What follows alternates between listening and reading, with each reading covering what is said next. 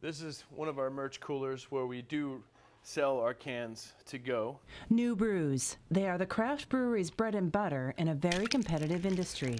We want to be next to the best brewers, and we want new, cool beers. But the partial government shutdown, the longest in history, is also slowing down the flow of new beers. That's because the federal agency that regulates alcohol production and distribution isn't open to approve labels for the bottles and cans. Well, we need that thing moving. And there's a lot of breweries like us. Right now, the customer's coming in saying, what else do you have? Can I try something new? The Alcohol and Tobacco Tax and Trade Bureau is also responsible for approving new breweries and new ingredients for new beers. While most states just require the federal label approval to sell out of state, Arizona requires it even to sell within the state.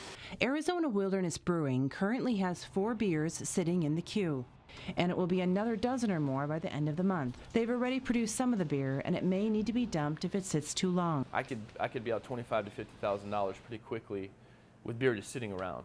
And for us to not get label approval on time, it also means that we can't plan ahead, and that's something that breweries have to do very well. Plus, they are opening a $3 million new location in Phoenix next month with no new beers to offer. To go downtown and not be prepared for that and only have 6 beers that we have that have label approval would kill the momentum that we've built for the year building that place. At Milwaukee's Lakefront Brewery, they make about 6 beers a year that need federal label approval. They used to talk about old-time recipes.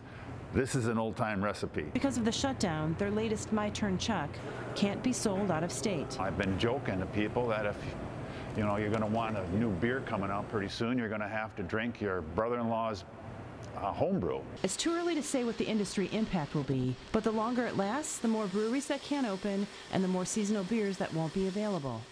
And the longer the backlog of the federal agency. I just feel that both sides need to come together, and I think if they all got a beer together and they drank one in a room, they'd figure it out. One vote for solving the shutdown with a little beer diplomacy.